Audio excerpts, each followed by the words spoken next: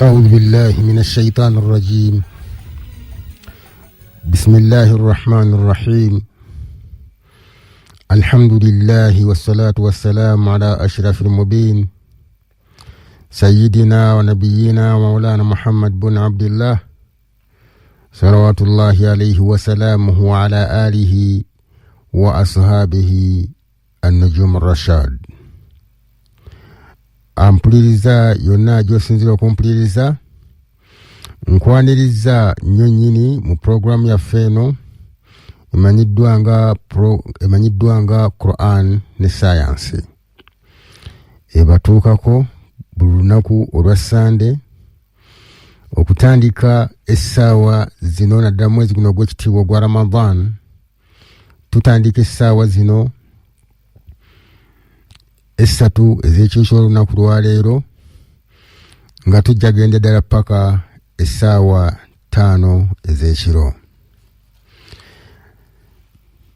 Ntendereza Allahu subhanahu wa ta'ala eyawukana mu bitendo byonna n'agulumira n'asukkuluma n'abeera nga tewali kimwenkana mu byonna ebiriwo muno mu nsi ne mu ggulu wadde ne mu bbanga.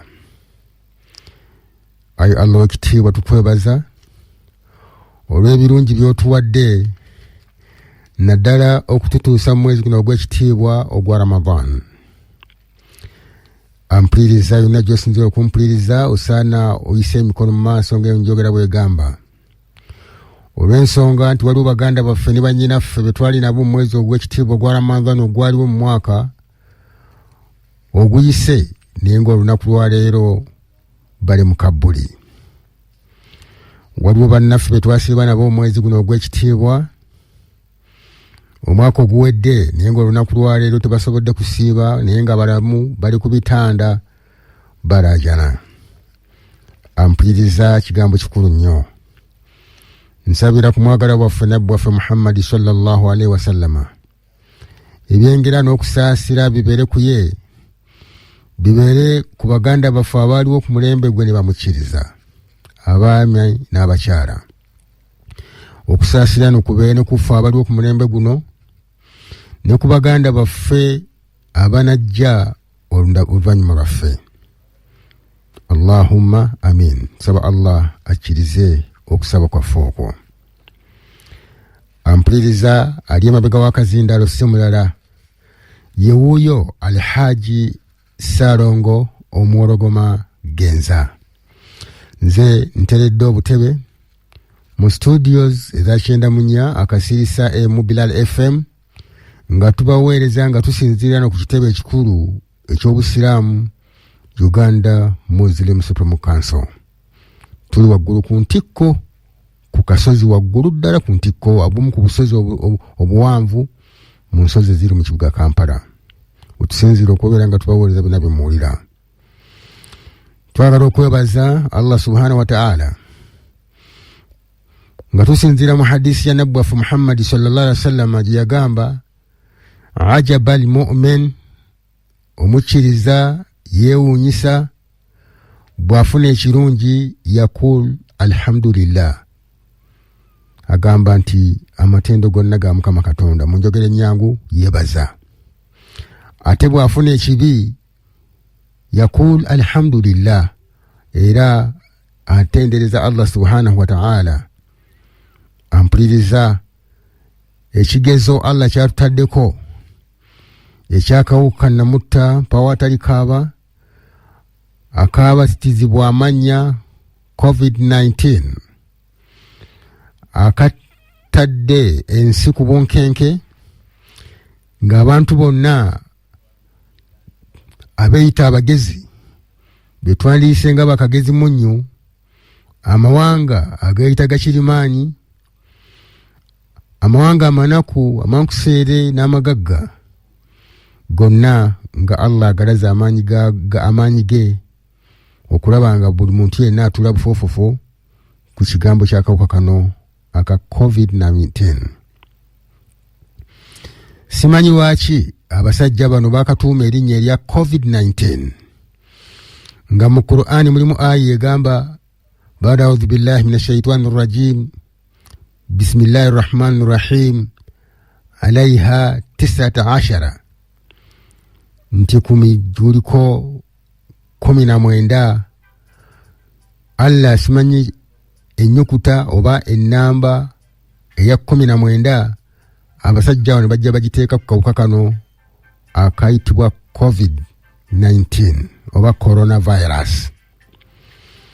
Allah yasinga okumanya lwaki bakakola bwe bwatyo wateekwa okuba nti waliwo ekyama ekiri mu nnyukuta eyitibwa 19 bakakensa bakyagenda mu maaso n'okunoonyereza nga nange nze omu ku bo okulabira ddala lwaki abasajja bano baddira akawuka kano ne bakatuuma COVID-19. Emirembe ginagenda nga giddiriŋŋana bingi ebijja okuzuulibwa ku nteekateeka ya COVID-19 nje ku nnyukuta eyitibwa 19. Allah yayogerako mu Qur'an agamba nti alaiha 19. Ampuliriza na Johnson okumpuliriza nzikiriza nziremu nate okwaniriza mu kaseera kano ak'ebigambo ebipya ebizuuse mu nsi ebadde bitawulirangako okumala emyaka n'ebisiibo. Tuyinza okugjayo ekigambo ekyo kyenyi tuba twogerako nti COVID-19 kyali tetukiwulirangako kitandise butandisi ng'ekigambo kya Ebola, ekigambo ekya mabaga, endwadde ezita Marburg, ekigambo omuggalo. Nze ate kyempita ettuula wamu. Olwaliro mbadde mpita mu bitundu nga Nabulagala, nsanze abasajja abakulu n'abakazi abakulu nga bakuba nobbo. Nobbo kazannyo k'abaana bato ak'okwekuba obupiira nga bagenda omwabeera wakati, naye ndabye mu bikomera eby'abasajja abagagga nga abakyala abamu bali mu kubaka mupiira, abalala bali mu kwekuba nobbo, ate abaneewunyisizza babadde babooka emigwa giri egyaffe egyedda gye baabuukanga omunaabuuka n'avaamu n'abuuka n'avaamu. Kimpadde okuyiga n'okwongera okutendereza Allah subhanahu wa ta'ala. Waliwo bensanze abaana abawala abakyala nga bazannya n'abaana baabwe akapiira kana ak'ebigere.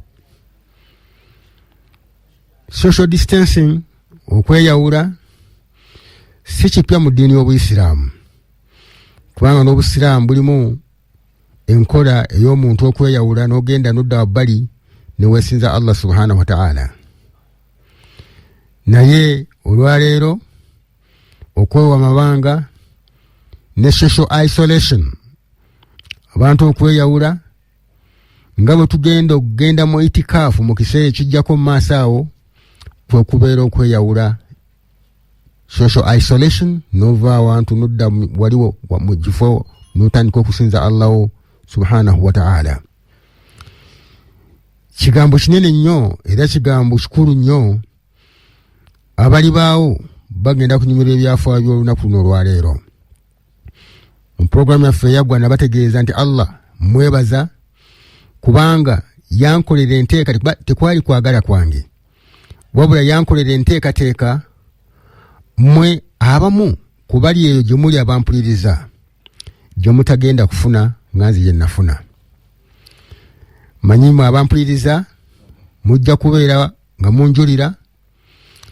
Allah yangerera nentambula mu kibuga nga nve nakawa nempita mu kibuga essaawa 3 ez'ekiro. Naye Allah yakyagala akindage, osanga yalina ensonga lwaki yagala akindage. Naye bye nali nawulira mu Qur'ani ebisomwa nti waliwo ebyalo Allah byazikiriza n'abisaanyaawo ne bifuuka matongo.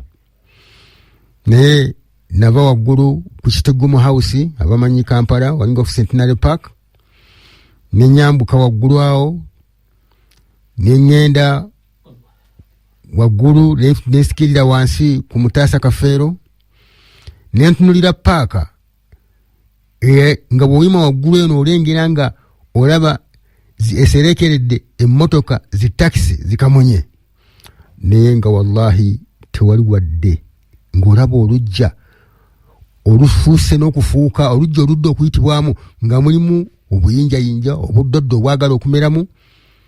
Allahu akbar, Allahu akbar, Allahu akbar.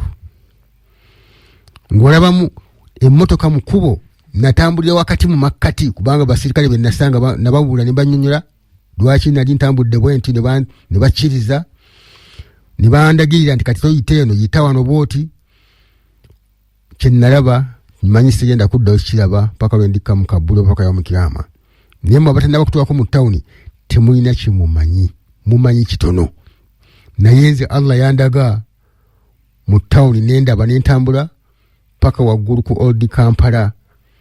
Allahu akbar. Kyabukadde butebe mu bwongo bwange. Simanyi nti mmwe munasobola kifuna muyitako ekiro mu paaka omwo.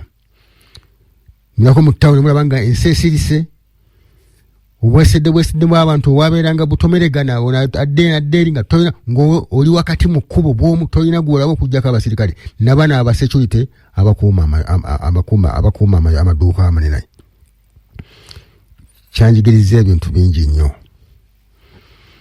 Ampuliriza omulungi nga bulijjo tugendako mu kiraasi ne tutunuulira baganda baffe ne bannyinaffe abatuuse edda mu kibiina okweteekerateekera dalasa oba omusomo ogw'olwaleero.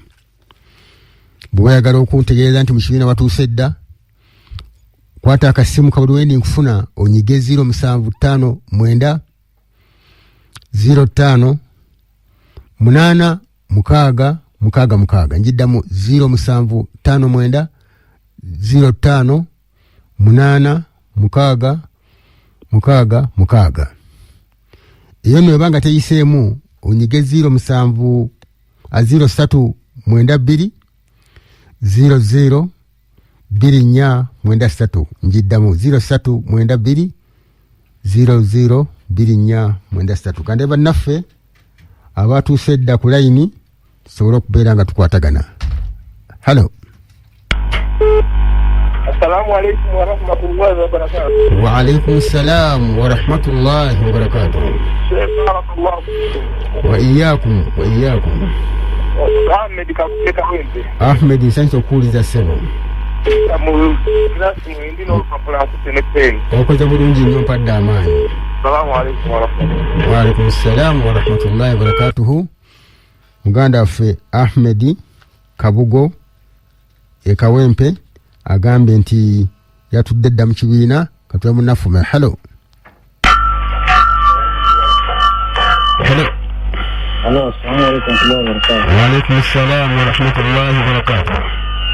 Yema rishofu. Kali mkama wangu karidi yako kajeru. Yema kone Msubuga Abdallah. Msubuga Abdallah. Muganda waffe Nsubuga Abdallah. Muganda waffe Nsubuga Abdallah. Wabale kubeera nti kumukutu kwoliko jange. Bumpuli ab'emmamba mmanya nti abo ndi ne bamama bange. Hello. Hello.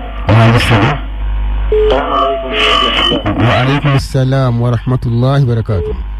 oyogerako ne Sebuufu Jamaalo okuva wano e Matugga. Sebuufu Jamaalo ku Matugga. Era ddala sannatudde training y'ekitabo. Alhamdulillah nnyo ssebo. Assalamu alaikum warahmatullahi wabarakatuh. Wa alaikum salaam warahmatullahi wabarakatuhu. Muganda waffe Sebuufu Jamaalo okuva e Matugga agambye nti yateredde edda. Hello. Wangi? Eterera muko radio yichereze yijeho. Ramanzani Ekatooke. Aramanzani Ekatooke. Mwendi. Webali nnyo okubeerako. Ejje Kisenya Abasi Kaloosa. Wangi? Kisenya Abasi Kaloosa. Okay, Kisenya Abasi teyanziza mbali kubeerako. Kyenda munya akasirisa emu. Aramanzani okuva Ekatooke toyanzize bali kubeera nti ku mukutu kwoli. Katufune abantu basatu tugende. Hello. Hello. Hello. Mukamange ngukutte. Katuleme kwonona airtime ye. Ndowooza ojja kuddamu ofune. Ngambye tufune abantu basatu bokka tugende mu kinyusi kya programu yaffe. Jjukira nti mu programu yaffe twateekamu akanyomero mwe tufunira edduwa enjungute ze tusobola okuwa n'ozisoma Allah n'akumalira ebitabo. Hello. Wa alaikum salaam wa rahmatullahi wa barakatuh. Ani ono? Ha, terera muko sikuja mkama wangu. Kalaji ya mshaka wangu. Kalaji? Naam. Wanji? Kalaji? Naam chef. Amanyani? Kalaji Yunus. Kalaji Yunus. Naam chef. Okay, olidawa? Kawempe. Kalaji Yunus ali Kawempe toyangenze. Wabale kubeera mu kibiina. Kalaji Yunus agambye nti ali Kawempe tubuzayo abantu babiri. Hello.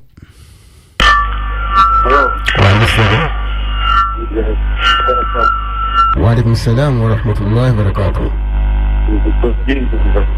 Alio? Mutasha.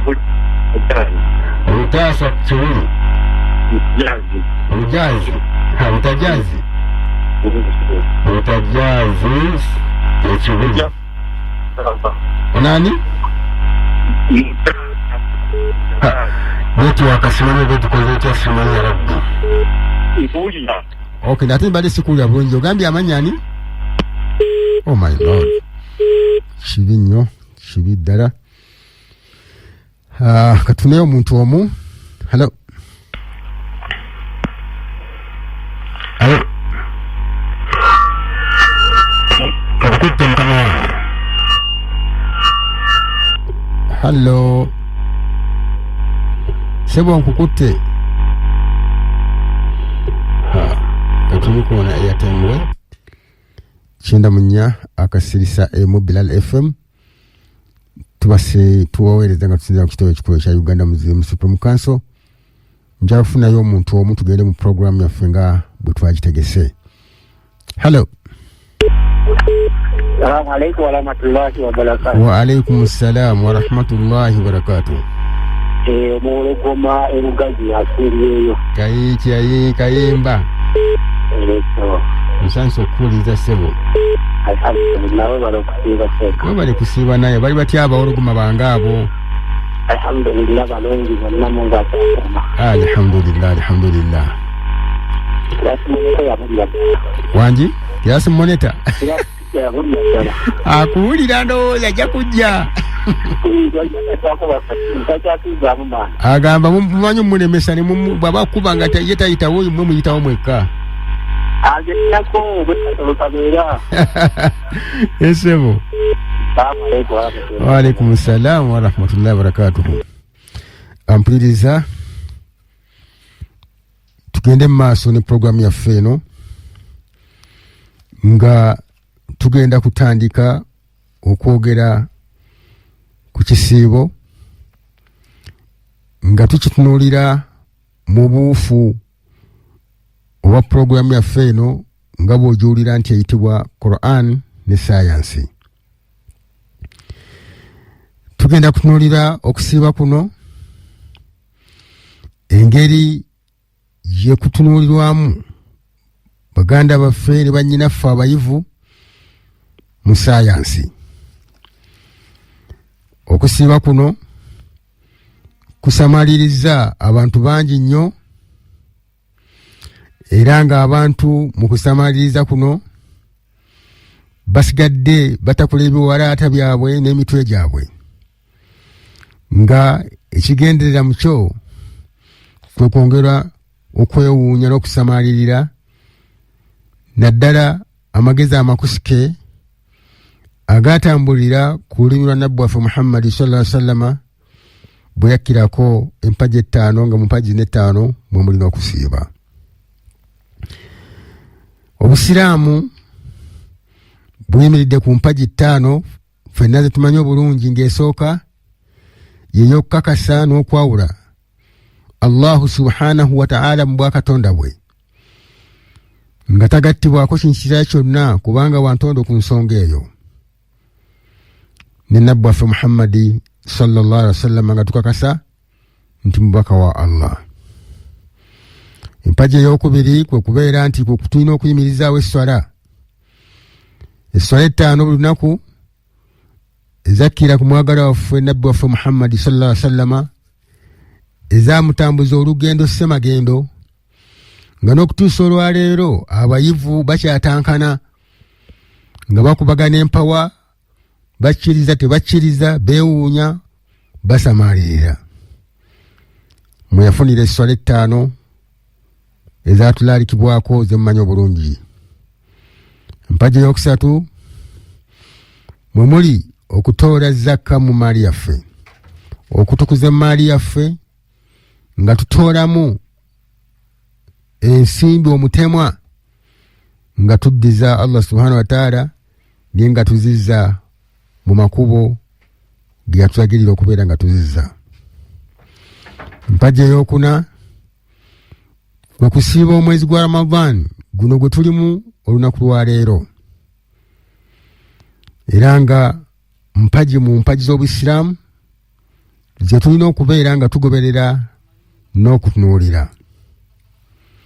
Empagi ey'okutaano y'empagi ey'okulamaga olugendo olutukuvu olw'e Makka, okugenda okulambula Kaaba, ennyumba ey'ebyafaayo, era nayo ekyasamaliriza abalina amagezi ageesera, nga mu ndabika yaayo si erabika nti yamatiribona, naye ate ng'ekuluumulula nasiisi w'omuntu mu bukadde ne bagenda okubeera nga bagirambula. Olwaleero tutunuulira omwezi ogw'ekitiibwa ogwa Ramadan, gwe nabagambako nti ye mugenyi akyala mu nsi omulundi gumu mu mwaka. Tulina emyezi 12, naye omwezi ogwa Ramadan gwe mwezi ogw'omwenda, nga bwe gubeeramu ibaada nyinza okugamba nti esinga okuteeka abantu ku bunkenke mu nsi yonna. Era okujjako omwezi gwa Ramadan oba ekiseera kya Ramadan kikyusa embeera y'obudde mu nsi, embeera n'ebeera nga si eyo ebaddewo, newankubadde olwali tuli mu kigezo n'okugezesebwa, oba nga tuli mu kibonerezo kya Allah subhanahu wa ta'ala oba mu busungu bwe, tetuyinza kukyawulawo. Allah yasinga okumanya kiki ddala ekya coronavirus oba COVID-19 mutuyinza kiteeka mu seeryo.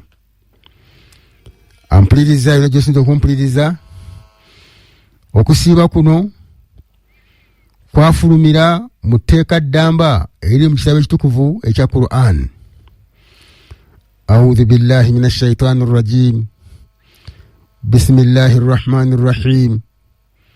Aye nesomebwa buli gutuuka omwezi guno, era abasiraamu bangi bagikwata dda mu mutwe abalina emyaka okuva ku 3-5 abajjumbira obusiraamu bwabwe, kubanga aye eno ya kiseera kino buli ekiseera kino kituuka evaayo mu Qur'an n'esomebwa mu swala, n'esomebwa mu kubuulira, n'esomebwa mu bintu bingi. Ya ayyuhalladhina amanu kutiba alaykumus siyam kama kutiba ala alladhina min qablikum la'allakum tattaqun. Allah subhanahu wa ta'ala aya eno tugiteekuliramu emiteeko gye mugenda okuwulira. Omuteeko ogusooka gwa aya eno gugamba nti ya ayyuhalladhina amanu, abange mmwe abakkiriza. Etandikira mu kukoowoola abantu mu nkoowoola ey'ekika ekya waggulu. Aya eno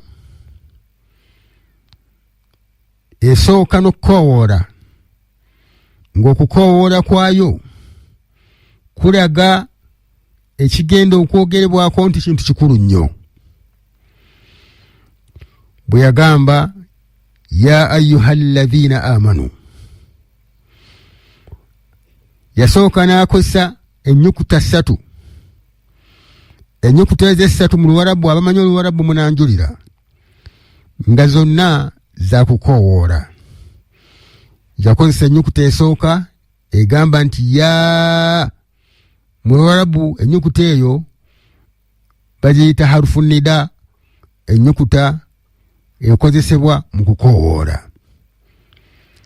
Era Omuwarabu abanga ayita omuntu yenna, mathalani ng'obabadde ayita nze, agamba nti ya Muhammad, owange gwe Muhammadi, ya Yunus, owange gwe Yunusu, ya Zainab, ya Ahmad, ya Rukayya, ya Safina. Aya ennyukuta eyo eba ekoowoola. Naye olw'obuzito bw'ekyo kye yali akoowolera abantu, yagattako ennyukuta endala egamba nti ya ayyu. Ennyukuta eddako eya ayyu nayo egoberera ennyukuta eyasoose eya ya harufu nida, ng'eyongera okuzuukusa n'okulaga abantu bakoowoola nti kyagenda obbagamba kinene. Bwe yamala ayyu nazzaako ha, ya ayyu ha. Ha mulimu Oluwarabu bagiyita harufu tanbihi, ennyukuta ezuukusa. Ha antum, ha kasitowulanga ha ebeegezaako okuteekateeka osobole okuwulira kiki ekigenda okuddawo, nga bw'ono ogamba nti gwe bw'omaguka oba olindira kuwulira kiki kye bagenda okugamba. Ya ayyuha mu nzibunula eyange ey'okukola okunoonyereza, ekyo ekitundu ekisooka mu aya eragira okusiiba. Bw'amala okuyita bw'atyo, yalaga ekitundu ekyokubiri ekya aya baani be yali ayita alladhina amanu, abakkiriza. That's the second part of this verse. Ya ayyuha, kukoowoola na kuyita na kuzuukusa. Baani be yali azuukusa? Alladhina amanu, abo abakkiriza. Bwe yamala okukoowoola n'alaga ne bwe yali akoowoola, n'abawa ensonga. Kutiba alaykumus siyam, mwe abakkiriza. Part 3, ekitundu ekyokubiri, kutiba alaykumus siyam. Yakozesa ekigambo muwandiikiddwako. Bannannyini tafsiri bakakensa mu kuvunula Kurani ne bagamba nti furidha alaykumus siyam, mulalikiddwako okusiiba. Ekyo ekitundu ekyokusatu mu aya eyo. Ekitundu ekyokuna, bwe yamala okubategeeza nti abange mmwe, ekyo kimu, abakkiriza, ekyo kyakubiri, kutiba alaykumus siyam, mulalikiddwako okusiiba. N'aleeta ekitundu ekyokuna n'agamba nti kama kutiba ala alladhina min qablikum. Okusiiba kuno mu kitundu ekyokuna mu aya eyogera ku kusiiba atugamba nti mulalikiddwako kusiiba nga okusiiba kuno kwennyini bwe kwalalikibwa ku baganda bammwe ne bannyinammwe abaabasooka. Allah tiyakomaawo ekitundu ekyokutaano ekisembayo mu aya eno n'agamba nti naawe ensonga lwaki Allahu subhanahu wa ta'ala yalalika okusiiba kuno la'allakum tattakuun. Ekigenderwa mu kyo kwe kubeera nga tutya Allahu subhanahu wa ta'ala. Ekigendera mu kyo kwe kubeera nga tufuna attakuwa okutya mu mitima gyaffe. Lumu nabiyuna Muhammad sallallahu alaihi wasallama bwe yali annyonnyola ku kigambo takuwa yasonga n'olunwe lwe mu kifuba kye n'agamba nti attakuwa haahuna attakuwa haahuna attakuwa haahuna, nti okutya kuli yasonga mu kifuba kye naga attakuwa haahuna attakuwa haahuna attakuwa haahuna. Okutya kubeera wano mu kifuba munda mu kifuba kyaffe. Allah bw'amala ebitundu 5 mu aya eyo yamanya nti abantu basigadde basamaliridde bwe yali akoowodde n'aba abaali b'emitima gyewanise n'abagamba nti ayyaman ma'dudaati, temweraliikirira nti mugenda kusiiba mwaka mulamba, naye ayyaman ma'dudaati, naku mbale bubazi. Ayyaman ma'dudaati, naku mbale bubazi. Ampuliriza omulungi, Allah bw'amala otulaga ekigambo ekyokusiiba ne kimala otubukala ffenna mu mitima gyaffe n'atubuulira nga ennaku bwe zitali nnyingi tuleme kweraliikirira. Bw'atyo n'agenda ng'atemaatema n'okunnyonnyola tunaasiiba tutya, ng'ebyo biyita mu hadithi eza nabbi waffe Muhammadi sallallahu alaihi wasallama.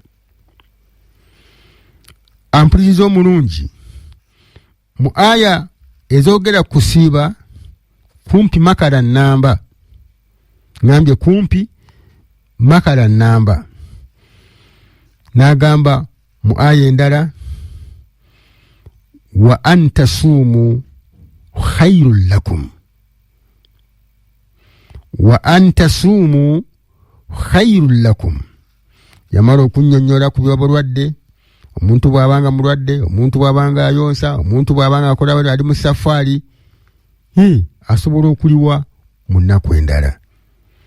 Naye yagamba wa antasuumu khayrun lakum, naye ate okusiiba khayrun lakum, kirungi nnyo gye muli. In bracket, khayrun lakum, kirungi nnyo gye muli. Ampuliriza omulungi,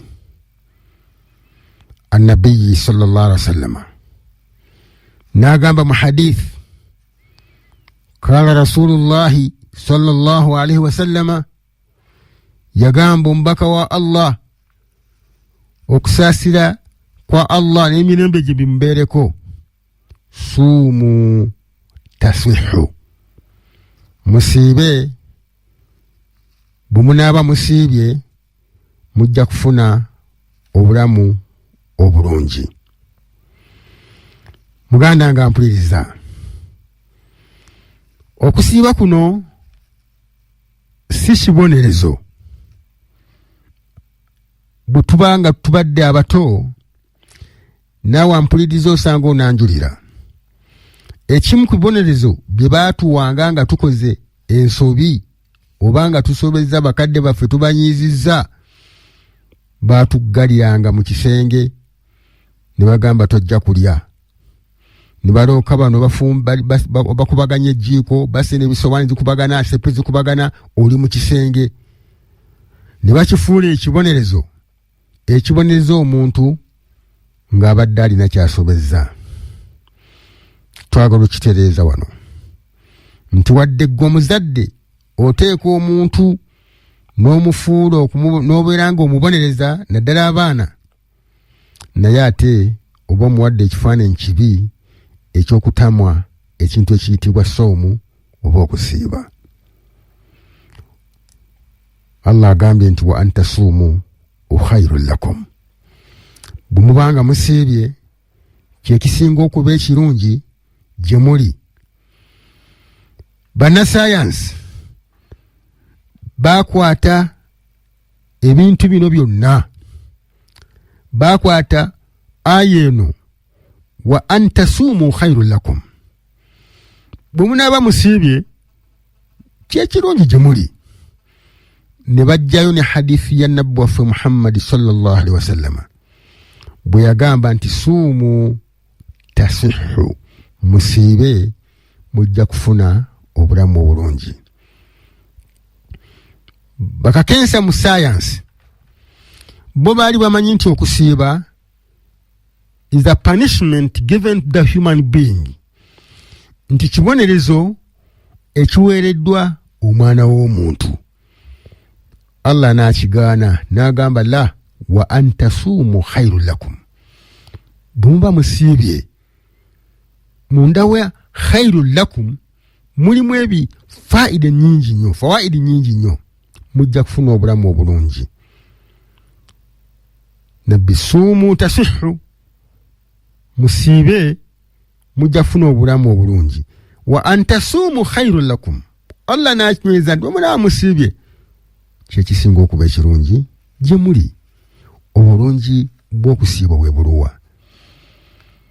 Ye suumu tasihhu, musiibe mujja kufuna obulamu obulungi. Obulamu obulungi bwe buluwa? Wano bannasayansi baavaayo ne batakula emitwe gyabwe ne batandika okunoonyereza lwaki Allah yagamba wa antasuumu khairun lakum, bwe munaaba musiibe ekyo kisinga okuba ekirungi gye muli.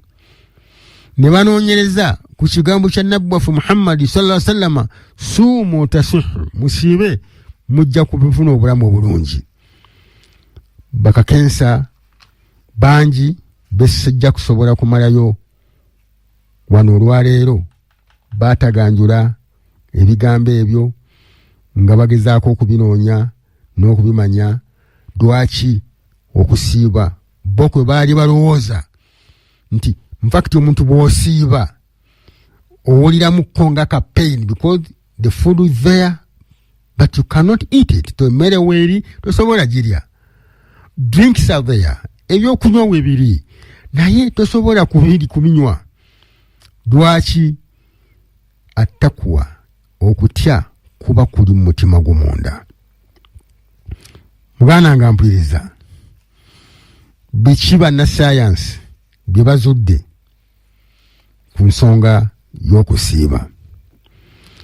Bazudde ebintu bingi nnyo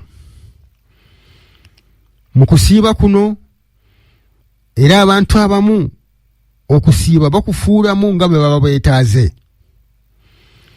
Waliwo abasiiba nga beekalakaasa nti yazize emmere olw'ensonga ABC, n'azira emmere alaga obutali bumativu bwe olw'ensonga fulani oba ensonga X eba eriwo. Niwabeerawo okusiiba okw'okwebonereza. Gwe wennyini nga gw'okifudde okusiiba kanneebonerezeemu weekuba embooko naye nga oyita mu kibayita okusiiba. Niwabeerawo okusiiba okwa sunna okulimu empeera empitirivu nga nako bannasayansi bakutaganjudde era bibakuzuddemu byewuunyisa bisamaaliriza. Lwaki bisamaaliriza? Nti byakira ku musajja bo abazungu bamuyita unlettered person atagendako mu ssomero nga gano agaffe ge tulina. Prophet Muhammad sallallahu alaihi wasallam doesn't have any certificate in any certain discipline. Taina certificate yonna mu kintu kyonna mu bisomwa. Neither having a diploma. Nabiyuna Muhammad sallallahu alaihi wasallam butuba tumusomako tetuwulirako nti yafuna graduation ng'atikkiddwa diploma mu kintu bwekiti. He never attained any degree. Nabiyuna Muhammad sallallahu alaihi wasallam teyafunako degree yonna ne bagimwambaza, nor a master's degree, wadde a degree eyokubiri eya masters. Nabiyuna Muhammad sallallahu alaihi wasallam teyafunako ku PhD. Nedda teyagifunako. Teyali associate professor era teyaba professor, naye Allah baba amwogerako agamba allamahu shadidul quwwa. Allahu akbar. Allah subhanahu wa ta'ala ayogera ku nabbi wa Muhammad sallallahu alaihi wasallam nti yayigirizibwa oyo omuyitirivu w'amaanyi, omutirivu w'amagezi. An-Nabi sallallahu alaihi wasallam Allah subhanahu wa ta'ala bw'aba amwogerako agamba wama yantiku anil hawa in huwa illa wahyu yuha. Nabiyuna Muhammad sallallahu alaihi wasallam teyayatulanga kigambo kyonna ekyafubutukanga mu kamwa ke okusinziira mu Qur'an, wabula bw'abeeranga bubaka obakkanga gyali mu ngeri ey'ekyewuunyo. Bw'atyo Nabiyuna Muhammad sallallahu alaihi wasallam mu masomo ge yasomesa gonna, olwaleero ba dokita oba katandike ku certificate akuguka mu kantuntu ne bamumakinga n'ayita ne bamuwa certificate mu kintu ky'aba akuguseemu. Bw'agenda waggulu diploma n'afuna diploma mu field gy'aba asomye emu bweti. Degree n'asoma ekintu kimu n'amajoringa in a certain field oba bachelor's in education majoring oba ng'asomesa Arabic and Islam oba economics and history etc n'ebirala. Masters n'akuguka masters in public administration majoring in human resource management. Nabiyuna Muhammad sallallahu alaihi wasallam ebyo byonna yabivungavunga, naye ng'olwaleero ffe tukwata akawayikamu public administration ngazi n'ojjayo human resource management nga gy'ogenda okugukamu. Bwe batu ne ba professor ne bagenda mu maaso, abantu ne bafuuka ba dokita, ne babeera abayivu abayitiridde, era they even brag around, ne batandika okubeera nga beeyagala, I'm a doctor, I'm a professor, I'm namala degree na Makerere University, Islamic University, KIU, Islamic Core University, Spumuka Old Kampala. Naye ebyo byonna Nabiyuna Muhammad sallallahu alaihi wasallam yabivungavunga byonna n'abeera nga ye musomesa ate asinga abasomesa bonna wadde ba professor abali kuno.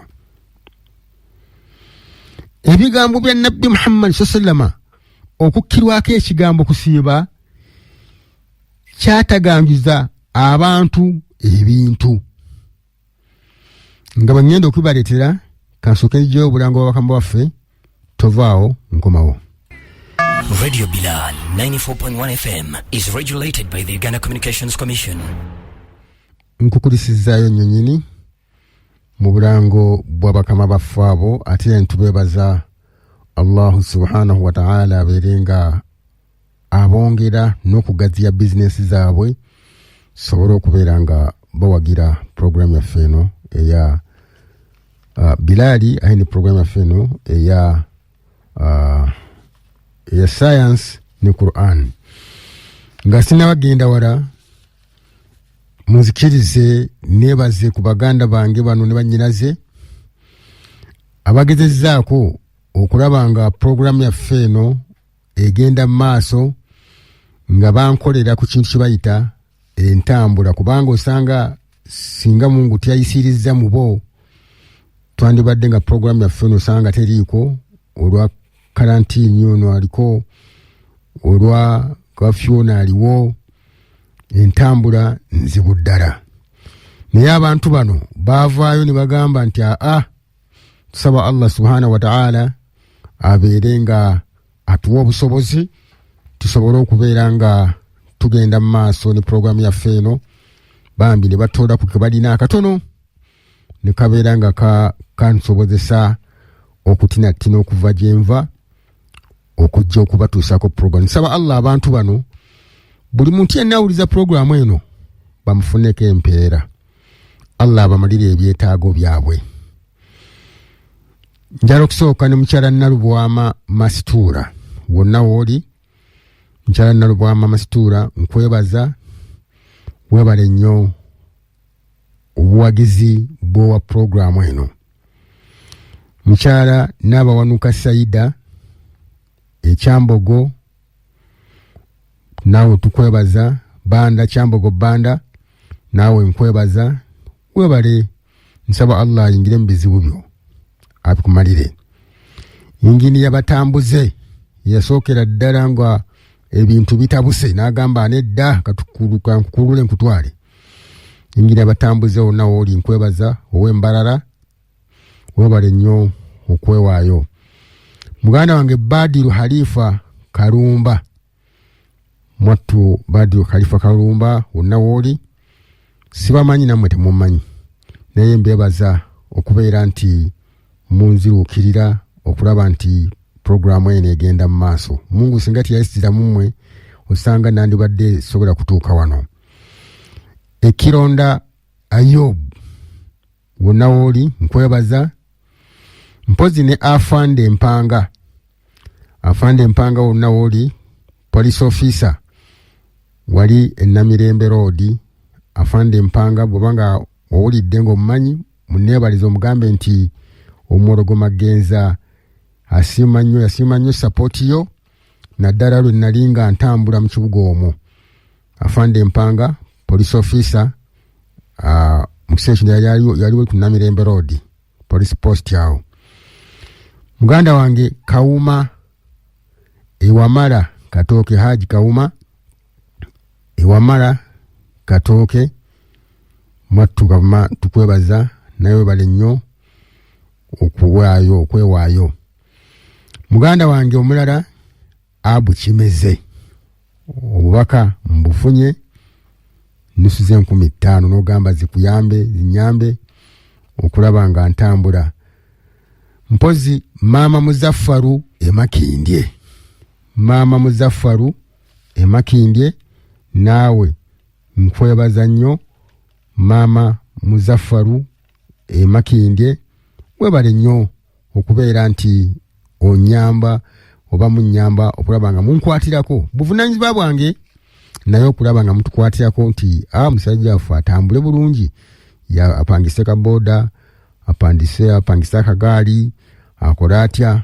Bannange mwenna mbebaza. Nsaba Allah jalla jalaaluhu abamalire ebyetaago byammwe ebya halaali. Nsaba Allah abamalire ebyetaago byammwe ebya halaali. Naye obanga gy'oli nga wandyagadde okumpagirako nsobola okutambula bannange, bintu si byangu. Kola research, kola kiki si byangu. Nali ŋŋaanya okuwa akalamba kange naye ebizibu bituukirira. Naye nkyagala nnyo okuwa akalamba kano olw'okuba nti n'abafere bawa ennamba nnyingi, abamu si bonna nabo bayita mu nnamba. Naye ennamba yange obanga gy'oli osobola okutuwagira programu ejja esobole okubeerawo. Ennamba yange kanjikuwe eri 07 072 69 595 072 69 595 jidamu 072 69 595 mukama ja kusoboseze ntukwatirako omya tukano kunga madina eri wachi tokubira abantu ne tukugulira kaka akapichipichi ningamba ekyo sisobola kukikola kina kuva mu bantu mwenyini abasimu omulimu gwafu n'omuntu omaso okiganga sajjo katumweka boda kapichipichi kano akatambulireko ng'akola ddaawo ofunamu empeera naye ekyo naye sisobola kwaki eyakyogera weba nnyo omukwano gwe walaga nabya ddala nti bambi mutima gwo ekigambo mwekiri era onyumira programu eno ninakwebaza nnyo muganda wange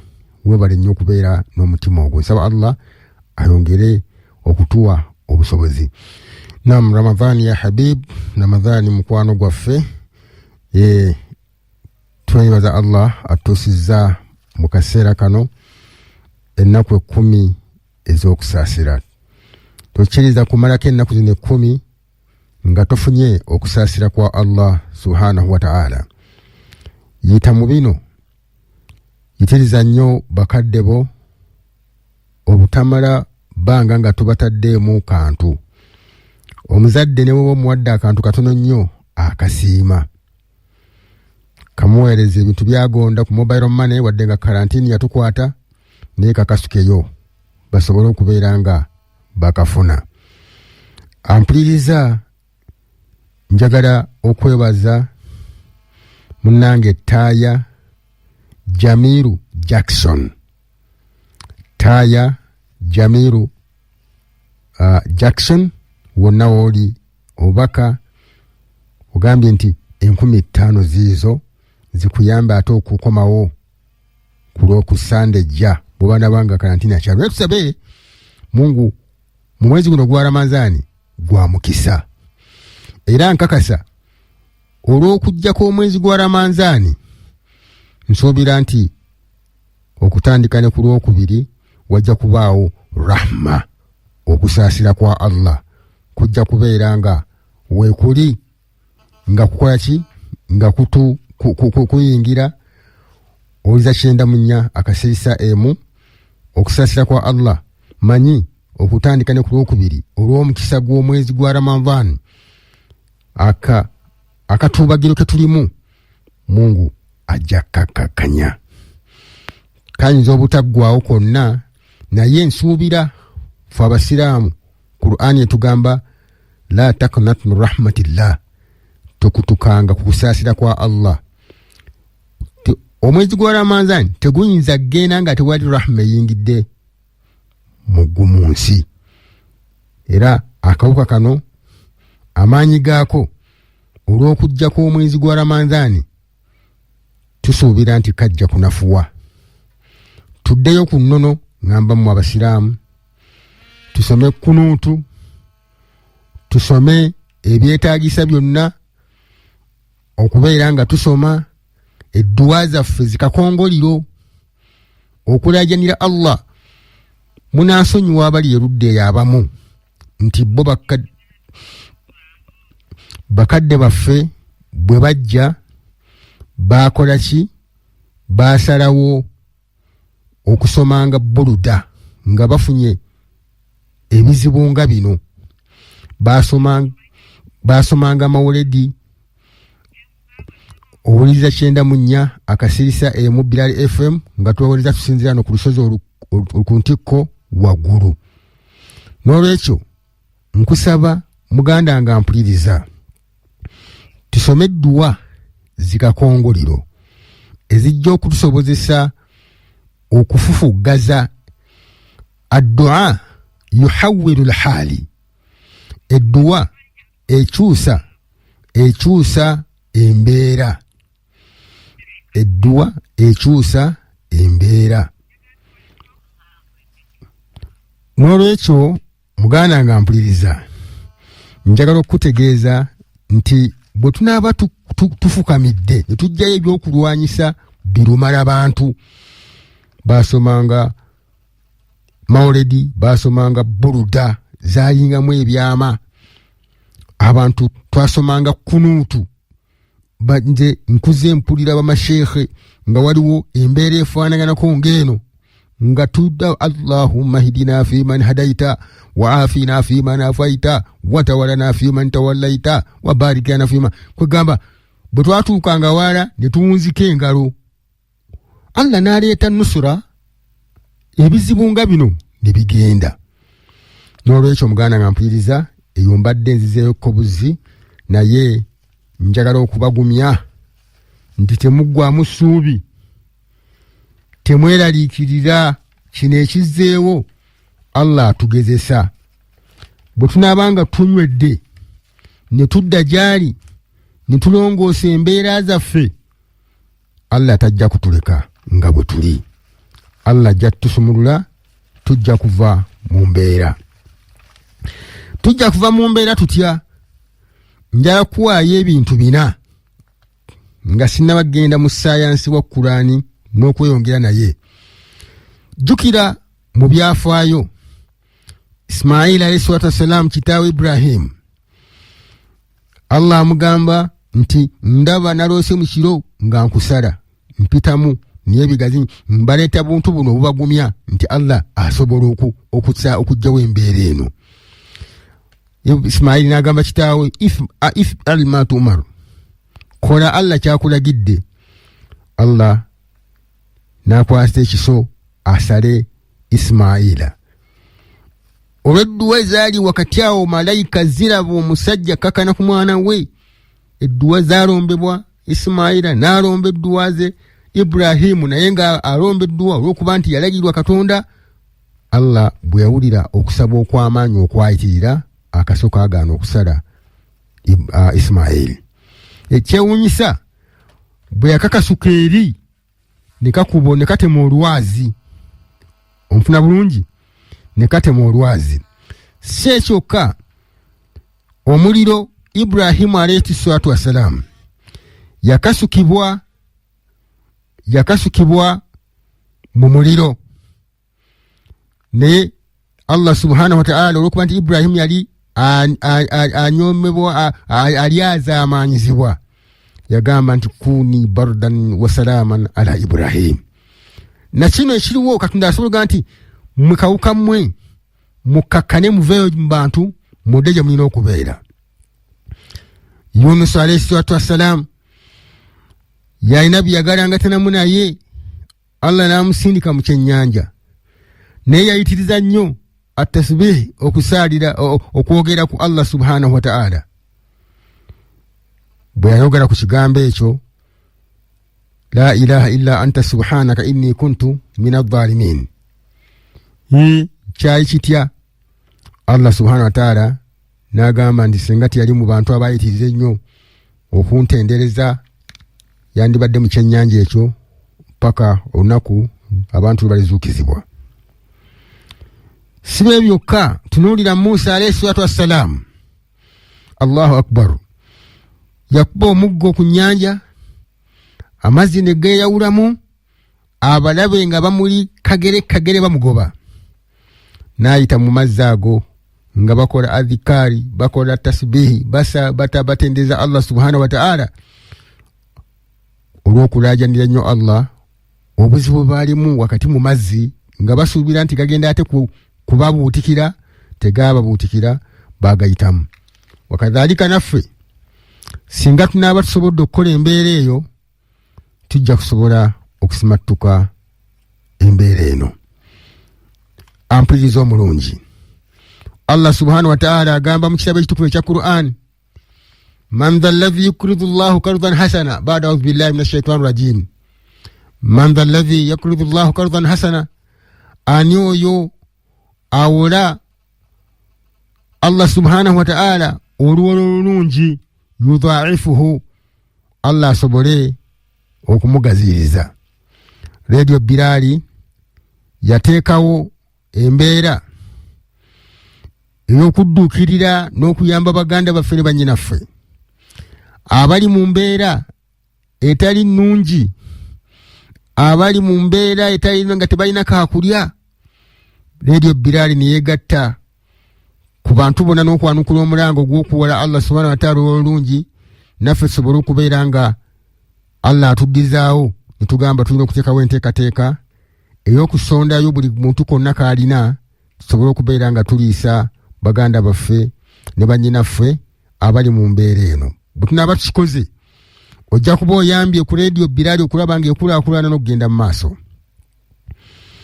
Muganda nga mpuliriza, njagala owulirize nnyo ennamba zino ng'ogoberera etteeka, manyi nti olina ebizibu buli lw'otoola kantu konookawaayo Allah subhanahu wa ta'ala mwetegefu okuddizaawo kubanga ye mugabirizi ate ye musasuzi w'abo abakola obulungi.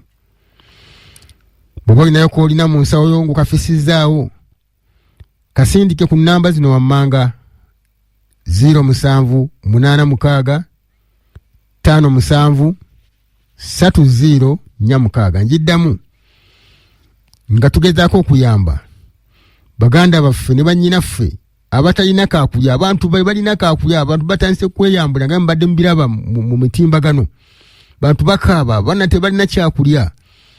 Ne tulina okubeera mu baganda baffe tubayambe.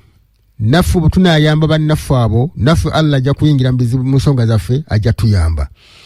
Tonyooma nti nze nina nusu 10, nina 15, nina mutwalo gukago n'agasaaki. La, gusindike ku simu 0786 57 30 4 tusobole okuyamba baganda baffe ne bannyinaffe abali mu bwetaavu. Oba si kyo 0752 09 00 ojja kubeera nga okoze omulimu munene nnyo. Naddala mu kaseera kano ak'ensi yonna ng'eri mu keetereekerero, eri mu mbeera mu katuubagiro, bw'onooba ng'olina kw'otodde muganda nga mpuliriza n'okawaayo tojja kumanya gw'okawadde, ajja kugamba ekigambo nti alhamdulillahi rabbil alamin. Alhamdulillahi rabbil alamin gy'anaaba ayogedde tajja kukomaawo, ejja kutwalibwa malayika za Mungu zigituuse ku arshi ya Allah zigambe nti omuddu wo fulani yali mu mbeera y'obuzibu bw'omuddu fulani, naye ya Allah naawe yingira mu nsonga ze. Bw'oba owaayo gamba ya Allah mpaayo akantu kano si lwa kubeera nti nnina, wabula mpaayo olw'okusaba Allah okkirize nsobole okubanga mukadde bakanda bange ne bannyinaze bafunako okulya, nange ommalire ebizibu byange. Muganda nga mpuliriza, togayalira kaseera kano Mungu akaleese kajja kusigala nga kali mu byafaayo. Olibuulira abaana bo n'abazzukulu nti nange natolayo emitwalo 3, natolayo emitwalo 5 n'enjigwaayo okuyamba baganda baffe ne bannyinaffe.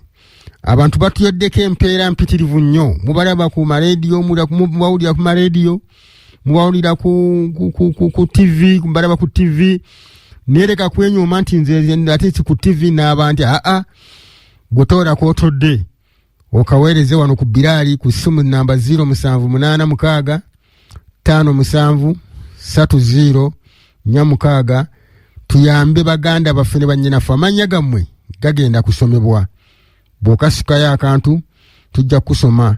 Tukwebaze ng'omukulembeze w'eggwanga omulaba nti abeera ku radio na ku TV n'asoma banne bano baleese bwetani bweziti bano balese deka oli aleese ettani takulwaza mu mutima gwa nti ate nze anaawaayo emitwalo 2 bana naawe kyowaayo kiyinza okujja kuba nga kyamaanyi nnyo.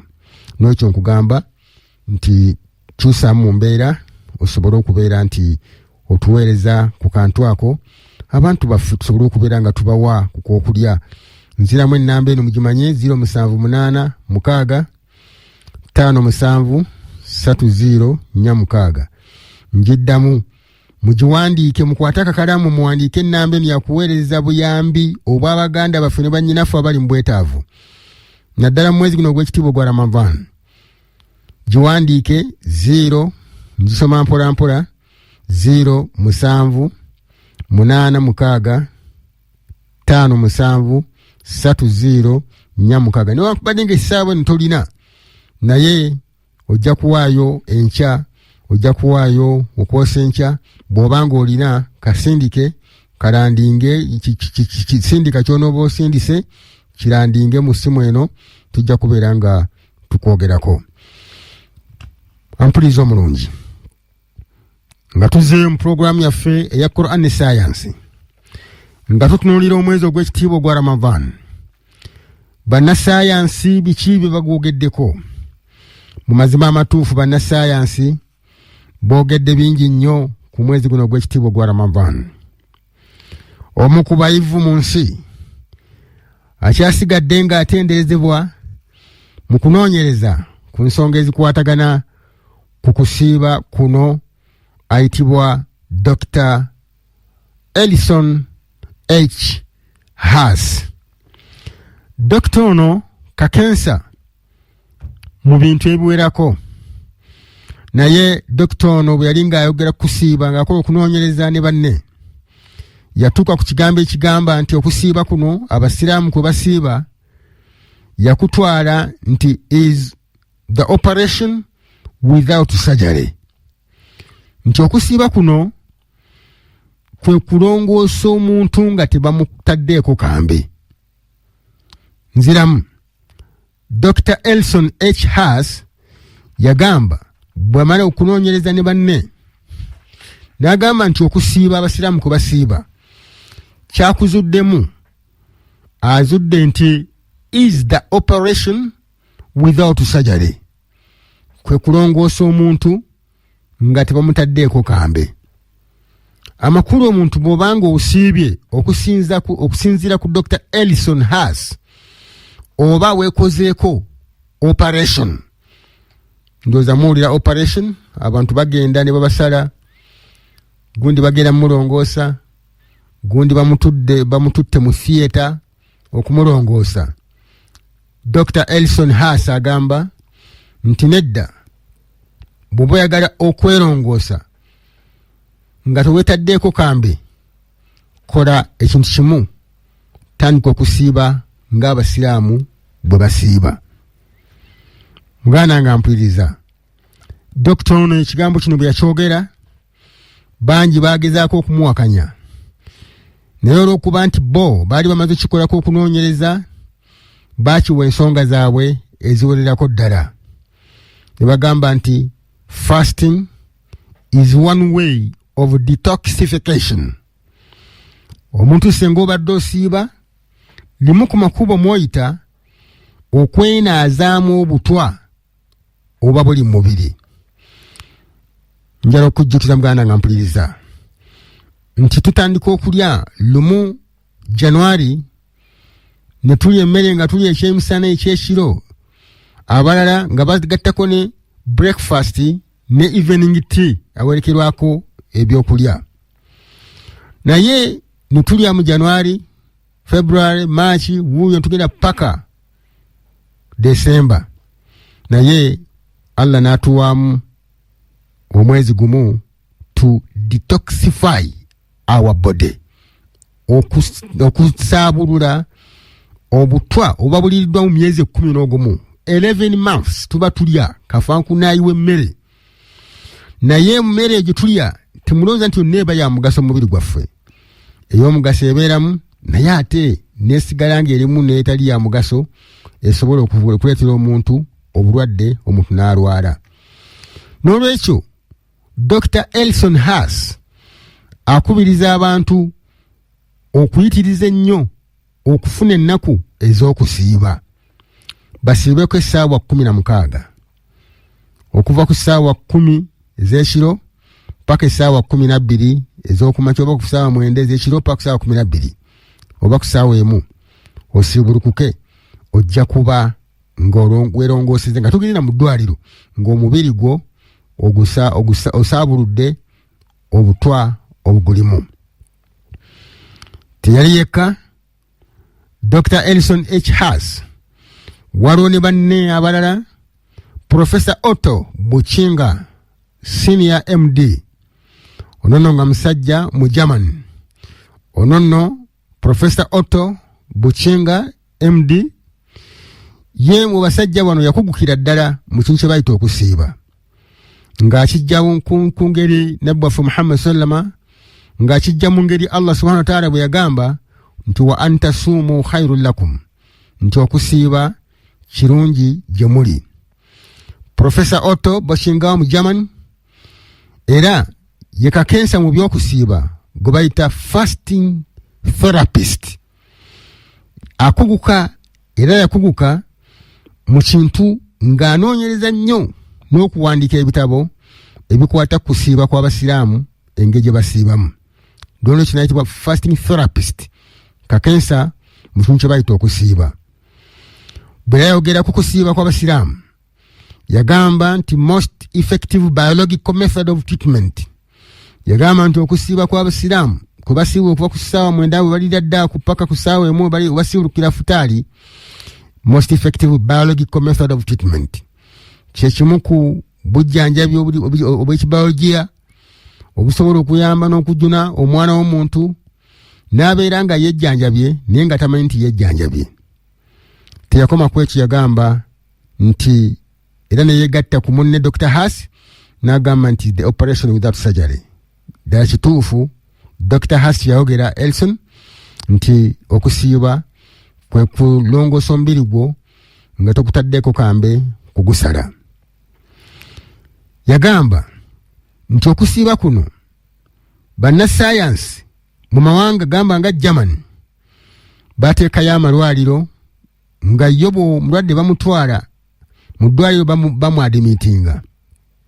Mu kumwadimitinga okwo bamuwa eddagala si lya kumira wabula okumwadimitinga mu ddwaliro ne bamuwa ekitanda ne bamuwa emmere okuva ku ssaawa 11 ne bamuwa emmere ssaawa 1 ey'akawungeezi okumala ebbanga lya nnaku 26. Agenda okuvaawo ng'ekirwadde ekyamuleese kiteredde. Ampuliriza bannasayansi bingi bye bazudde. Tosobola puroguramu ojja kuba tubatuusaako musobole okubeera nga mubimanya n'okubitegeera. Nga tunabagenda mu masimu gaffe mbadde nfuna amasimu okuva mu bawuliriza bange nga bambuuza ku dduwa zikakongoliro edduwa enjungute ezisigula n'ensozi senga obadde oziwadde ebiseera byo n'ozisoma. Nga sinabawa dduwa endala twayogera ku dduwa ey'obusuubuzi, what we can say a dua to get success in your business. Nakugamba nti dua eno osobola ogikolera ekolebwa ku lunaku olw'okutaano olumala esswala ey'ejjuma n'osigala mu muzikiti n'osoma edduwa eno. Naye nga mu kaseera kano aka quarantine oba COVID-19 osobola okugisomera awaka ng'omaliriza esswala ya dhuhuri. Edduwa eno okugisoma njagala muwulize bulungi. Abantu bankubira essimu nti aye tuddiremu tuyambe. Naye njagala muwulize nnyo ebintu bino bwe mbanvudde ku mpewo wano ate bwe nzira ebweru mba ndi ku bizinensi ndala mba mbeera bize nnyo. Sigala wootudde, teeka nniya. Tokyusa kifo omumala okuswala salaamu alaikum nokola istigifaaru ne adhikaari ezibeera oluvannyuma lw'esswala. Bw'omala saalira nnabbi emirundi 3 kye bayita salatu nabbi al ibrahimiya. Bw'omala okusaalira nabbi emirundi 3 soma ebigambo bino wammanga edduwa eno wammanga. Bismillahi arrahmani rrahim. Al-mu'ti huwa Allah. Bismillahi rrahmani rrahim. Al-mu'ti huwa Allah. Nsoso okusoma ennya lya Allah omusaasize ennyo adikisa ekingi. Al-mu'ti oyawa obaagaba huwa Allah ye Allah. Ekyo nno ekigambo okisoma emirundi 7 beddu. Bw'omala okisoma emirundi egyo 7 saalira nabbi ddamu osaalire nabbi emirundi 3. Bw'omala okusaalira nabbi emirundi egyo 3 sanyako soma aya eno. Aya eno esangibwa mu surati Ali Imran. Surati Ali Imran sura ya 3 aya ya 14 sura ya 3 aya ya 14 mu surati Ali Imran etandikanye ekigambo ekigamba nti zuyyina linnansi hubbu shahawati otuke ku kigambo ekigamba nti wallahu indahu hasnul maabi otuke ku kigambo ekyo aya gyekoma aya eyo wesibye ddala onywere ogisoma emirundi 300 waliwo ensonga n'ekyama aya eyo obanga ogiddiringanya emirundi 300 Allah subhanahu wa ta'ala ojja kubanga gwosoma naye nga tomanyi nti waliwo ebitonde bya Allah ebiwuliza aya eyo era nga n'ekigenda kyabyo kwe kwetikka n'okutwala obubaka n'okulaajanako eri Allah subhanahu wa ta'ala. Bw'omala okusoma zuyyina linnasi hubbu shahawati wallahu indahu husnul ma'ab n'osoma aya eya 29 aya eya 29 mu surati Fatir. Surati Fatir sura eno ya 35 esura eno ya 35 surati Fatir aya ya 29 etandika nti innal ladhina yatluna kitaba Allah nokoma ku kigambo ekigamba nti lan tabura. Eyo no aya nayo ogisoma emirundi 103 beddu. Njalo kutegeeza seruganda Allah subhanahu wa ta'ala ajja kukwanukula era mu bbanga etali lyawala ojja kulabanga ebintu bitandika okukyuka mu mbeera zo. N'ekyo aya eyo njagadde njiddemu kubanga abantu badde bankubira amasimu tubuulire neze saagala kubajeemera nange kwe kugibaleetera nsobole okubanga mugiddamu n'okugimanya n'okugitegeera. Twasoma ku aya, twasoma ku dua abantu bajjudde amabanja dua to pay off a loan. Edduwa enjungute nagamba nti abamu ku bawaliyu ba Allah mikwano gya Allah subhanahu wa ta'ala Allah babikulirako ne mu birooto n'abawa amakubo mbayinza okusimatukira ebizibu bagamba nti edduwa eno y'amaanyi nnyo. Oli yagamba even if the loan is as big as a mountain it will be paid off. Nti senga osoma edduwa eno n'ogisoma ebbanja nayo linaabeera nga lyenkana olusozi lugambalagala ojja kufuna amakubo agajja okusobola okusumulula ebbanja eryo. Naye kugamba nti soma saalira nabbi emirundi 11 saalira nabbi emirundi 11. Bw'onoomala soma essura bagiyita surati Tahrim. Bagiyita surati at-Tahrim. A'udhu billahi minash shaitanir rajim. Bismillahir rahmanir rahim. Ya ayyuhan nabi lima tuharrimu ma ahalla Allahu lak tabtaghi mardata azwajik. Ogende paka gyekoma ogisoma omulundi gumu. Bw'omala okugisoma saalira nabbi emirundi 11. Bw'omala okusaalira nabbi emirundi 11 weegayirire Allah omugambe ya Allah ebyo nambisomye sirwa kwagala kweraga wabula mbisomye nga nyanjula ekizibu kyange gy'oli osobola okubeera nga onnyamba n'okuntaasa osobola okubeera nga onjuna mu mbeera zange zonna nsobola okubeera nga nzivuunuka embeera eno gye ndimu ey'ebbanja. Omuntu ayinza okwebuuza nti Allah anaakuyira sente. La, Allah agenda kuggulirawo amakubo. Ajja kuggulirawo amakubo awatali makubo. Otandike okulaba ng'ebintu bigenda byesumulula byokka. Zino ze dduwa zaffe enjungute abantu ze baasuula nga bagamba tebalina biseera. Muganda agamba nti kyeyagala kikuseeza. bw'obanga olina obwetaavu ng'ebintu bikutuulidde kijja kukola ki ogisome edduwa eyo nkukakasa lillah ku lw'obuyinza bwa Allah tojja kuvaawo nga Allah taleese mbeera esobola okutaasa n'okujja mu dduwa. Muganda nga mpuliriza olwaleero njagala ate ku dduwa eno twongereko edduwa endala. Manyi joga n'abalala bonna bagamba fe abatamanyi tunaakola tutya. Kyoyagala kikuseeza. Olaba imaamu nga gwomaze okubiwandiika bwoti asobola okubikusomera naye olina okwegendera tewabaawo tofuna imaamu anaakuwa empewo kubanga ye ayinza okukwaga olina okukwatako mu nsawo. Allah subhanahu wa ta'ala agamba mu kitabo ekituufu ekya Qur'an ba'da a'udhu billahi minash shaitani rrajim bismillahir rahmanir rahim lan tanaru albirra tojja kufuna kirungi tojja kufuna kyoyagala hatta tunfiqu mimma tuhibbun okutuusa nga okutteko mu nsawo n'owaayo ku ekyo kyoyagala naawe osobola okufuna kyoyagala.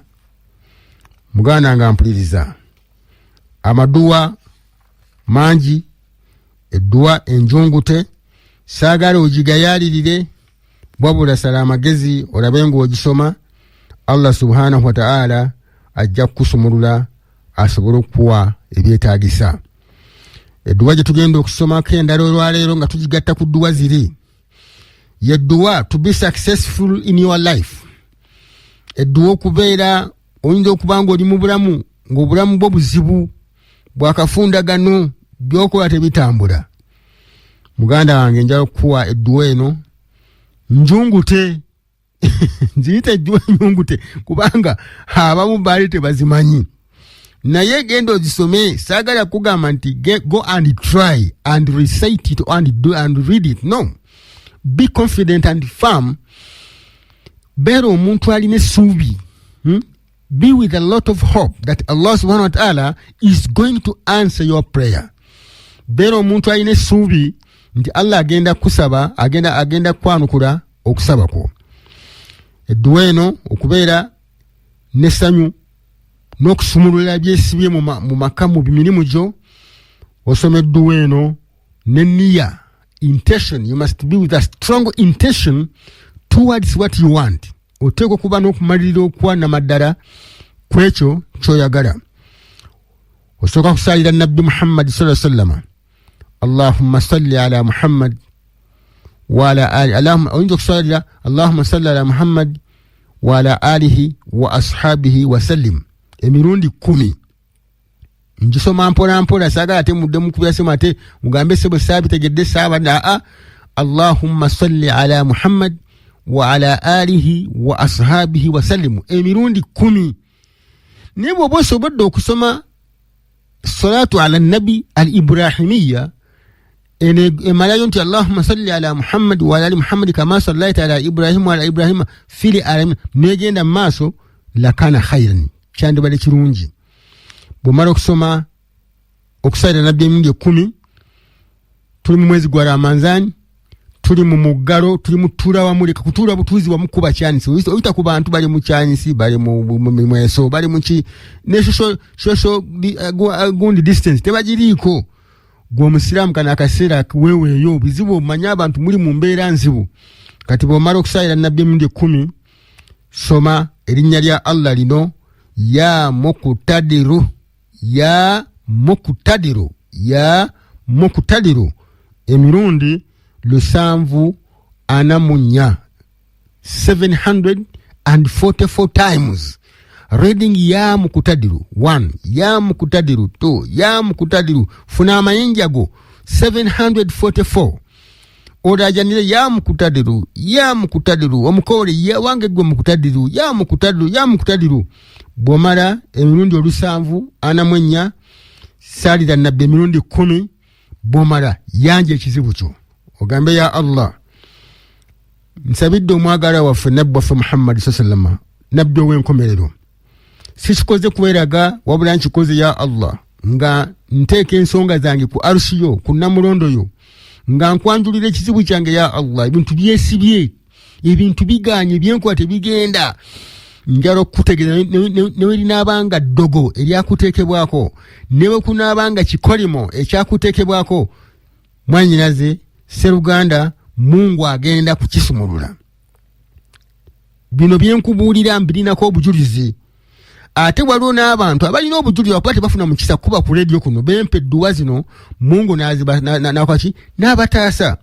Bw'omala 7 ya mukutadiru wandika ekigalo ya mukutadiru emirundi naawe mukulu joga osobola kisoma ya mukutadiru emirundi 7 osali nabbi emirundi 10 oyanje ebizibu ya Allah nina ebizibu ebiti ya Allah nasaba passport nsaba visa ya Allah waliwo muliraano wange akolokota ekibanja kyange niye munanga nesimbyemu waliwo Allah ajja kuwa amaanyi ag'enjawulo ajja kulwanirira aleete nusura kitegeeza okutaasibwa era oyo anaaba kulyaza amanyiza ampuliriza nedduwa eyo katukome ku eyo mukulu joga manyi nti mmanja okuwa ate ebyo by'oyinza okukola inshallah ku Sunday ejja nkusuubiza lwakuba nti olwaliro ntandikidde mu kuddamu bannange babadde baagala nabadde ndiso n'akadagala koyinza okunaabako obunaabi nga kali ke nabawa akasena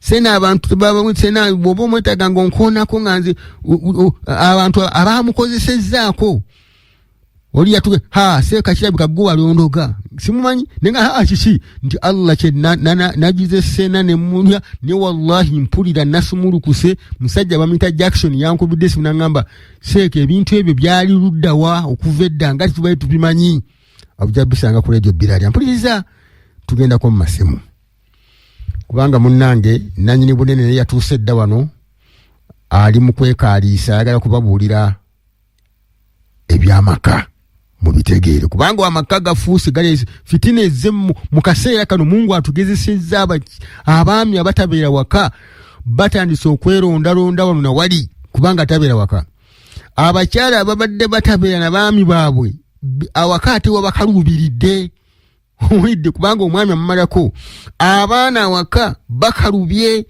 abaana ebizibu ate mutaza okwekokola bonazaalira baaki bintu bizitoye 07 bwa okutyako eno 07 59 05 86 eno simu ya kubano kutubuulira n'endala eri 0392 00 Birinya mwenda 3 0392 00 mwenda 3 njidda mu 07 mwenda 05 86 naye nkujjukiza bw'oba olina koolina ng'oyagala okuyamba baganda baffe nkusaba nako kaweereze ku nnamba eno 0786 57 30 Nyamukaga 0786 53 30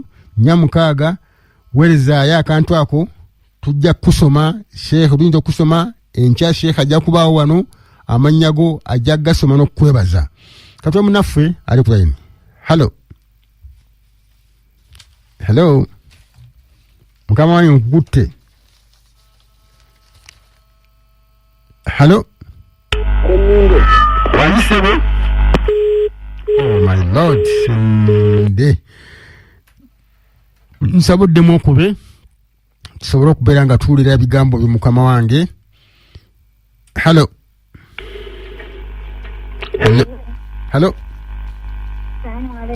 Wa alaikum salaam wa rahmatullahi wa kudobozi nyaba. Sharifa ikiwafu. Yes sir.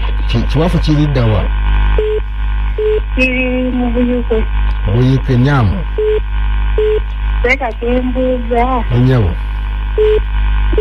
Kati edduwa nsobola gikozesa nga nyama obutakanya n'omwami wange.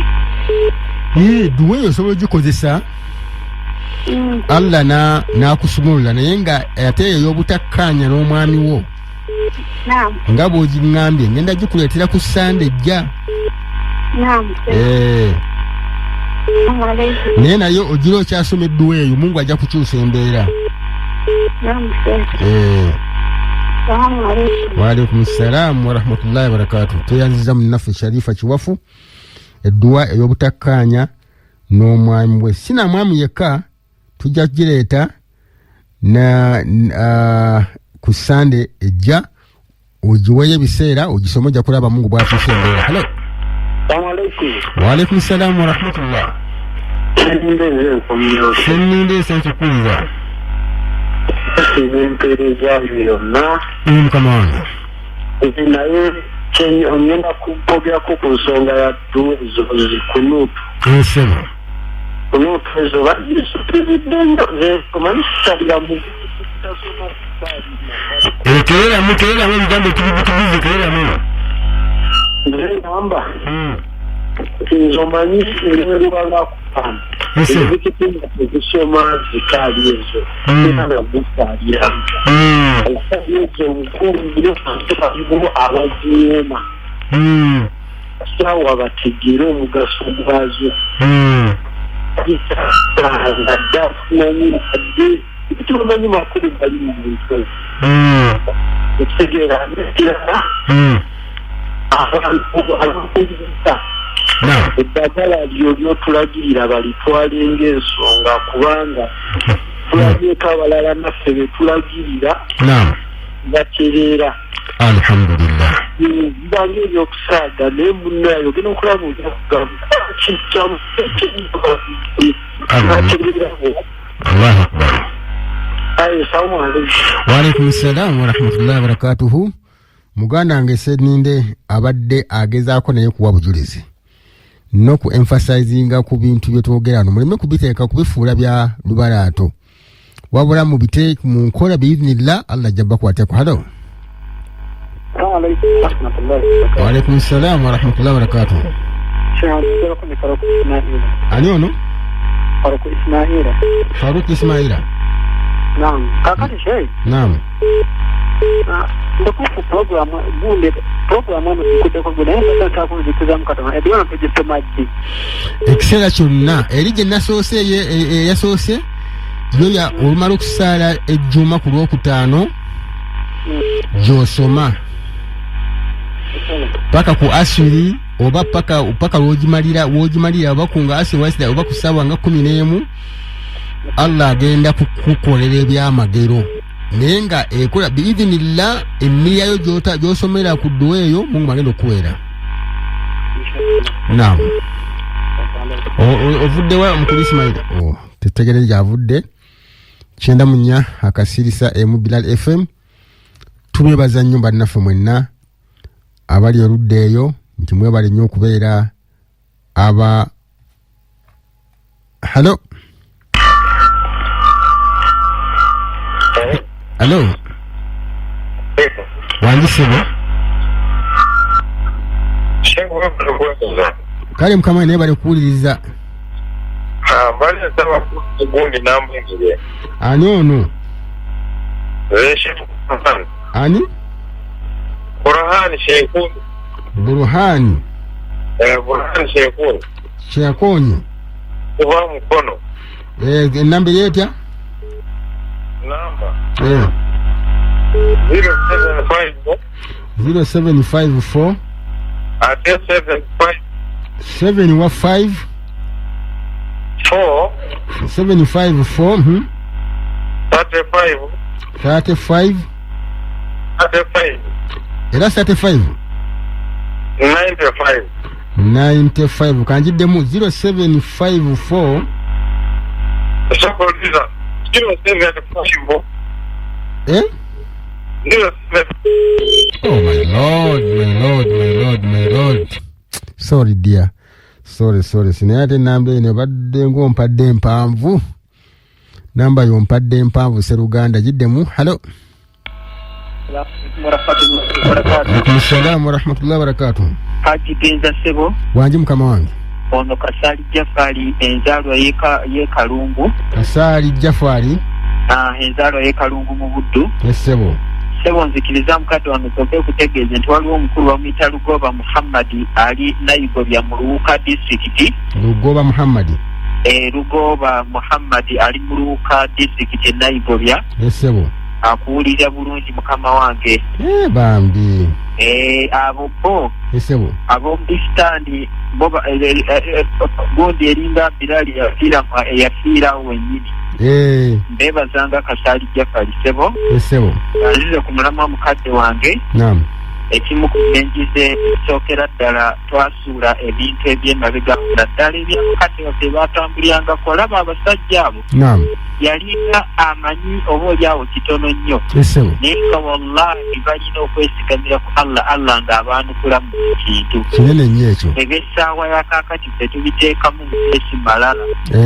Ne tugamba obulaadi tetubusoma, kanyazi kaali temusoma. Byonna ne babikafuwaza, ebirala ne bagamba nti bidaa, kugamba ne tubula ne tulina mu masaŋŋanzira.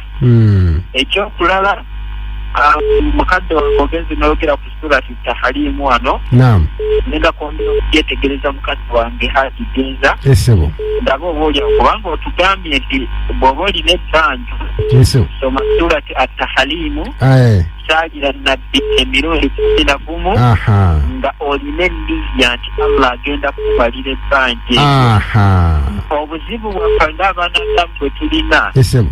Bwe tubeera n'ebizibu batugenda waayi kandabo oba Katonda oba nnyamba kandabo oba ekyo kibi nnyo ekyo amugezesa Katonda ate Allah atugamba nti amwesigamira amukola ki amubamalira takuwa yokka gye tubulamu ng'abaana ne innamal a'malu binniya buli muntu ona kugenda kumalira. Barakallahu fiik. Amiina ya rabbi. Ono Kasali Jafari enzaalwa y'Ekabale Mugonzi. Nesebo. Assalamu alaikum wa rahmatullahi wa barakatuh. Wa alaikum salaam wa rahmatullahi wa barakatuh. Tuyanziza mukulu Jafari ow'Ekabale Bugonzi baba nnyo kubeera awuliza mu mbeera eno. Halo. Wangi Sebo. Wangi tata. Terera Musebo. Namba eri 75. 075 Ate 75. 75 Nya. 35 35 5. Wangi? 95. Nga nyingi. Damu enambo some nyingi. 075 nya. Okubona maiba. Soko demu 075 Wangi? Jiddemu enamba mpulire. Jiddemu enamba. 075. Aha. Ate 75. Ate era 75. Nya. Aha. 35. Aha. 95. Okay, fine, kati njifunye. 075 75 ana musatu 595. Okay, ngenda kukubirako. Tuyanzege ngenda kukubirako kati essaawa eno tuweeralikirira nga nvudde mu studio. Halo, katufunye abantu basatu bokka munnange nanyirwe ne yayingira mu studio. Halo. Assalamu alaikum. Wa alaikum salaam wa rahmatullahi wa barakatuh. Nze mutasa. Amina. Mutasa Badiru mutajazi kibuli. Mutasa Badiru mutajazi kibuli. Nakubiyeko ne kutukako naye ebadde nsaba. Esebo. Singa otuwandiikirayo ku katabo. Ekitabo kyendiko era mu coronavirus ono period eno gitulumi ya holiday. Lwe lutalo lwendiko nze kyenjagala okukoleramu kokka kisigale mu bantu inshallah. Amina. Mujja kifuna inshallah. Tukwebaza nnyo omusomo guseeka. Amina Sebo. Wafiikum barakallah. Tuyanze gagambye tuwandike ekitabo. Nabaganze kinasalawo mu korona ono kyengendo omukungulamu kuwandiika katabo kadduwa kano. Waliwo mutabani wange omu yagamba taata ngenda kukwata kula ne ngamba nywera njala mu korona agenda okuvugwamu ondaga ejjizo gy'okutte. Halo. Halo. Wa alaikum salaam wa rahmatullahi wa barakatuh. Takai wala tuuliza. Kale nyabo amanya gaffe nijo sinzidde. Hello, nkuwulira nyabo. Tuwala tuuliza n'okuja n'abataba. Kale maama naye bali kuwuliriza. Shakira wa? Kauku Gabarodi. Nyabo gamba ki nyabo? Naam. Baba kukuvira ku mana luta. Tujja kuziganya ojja kukubira ke ncha inshallah. Tuongere okuwangana amagezi. Omwana alota nga omyaka 10 n'ogumunga bamukuba embaga. Ebyo nabawa tebyabakolera.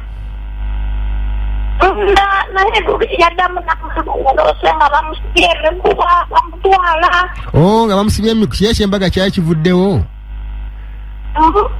Kakaki tugenda kukiwako amagezi naye kigenda kuvaawo ekyo. Munkubireko ekya inshallah kati ate otwali tuwanyisa. Kijja kuvaawo tate weyaliikirira. Waalaikum salaam wa barakatuh. Kawalaka emyaka 11 bakakuba embaga buli kiro bw'ateekawo omutwe ng'ali mu mbaga. Allahu akbar. Hello.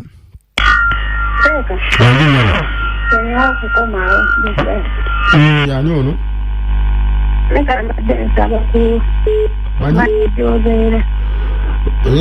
Nimbeera namuŋŋoona. Yokolerayo? Kankuwe ku namba yange. Mukyala ani? Sharifa Ndagire. Yes, sir. Mpe namba? 070 27 08 56 50 atano mukaaga. Yes, sir. Ngenda kukubira kati nga nvudde ku mpewo. Yes, sir. Katune omuntu omwe asembayo. Munnange nanyirwe yatudde dda wano yayingira mu studio. Hello. Hello. Hello. Munnaffe akutusenga kampuliriza. Njagala okubebaza okubeera abawuliriza abalungi.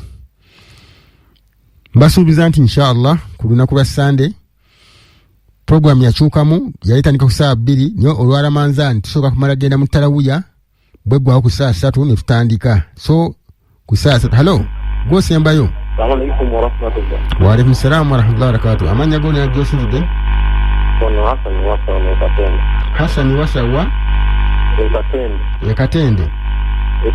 Esebo. Kawe wale kuweleza. Kawe wale kuuliza.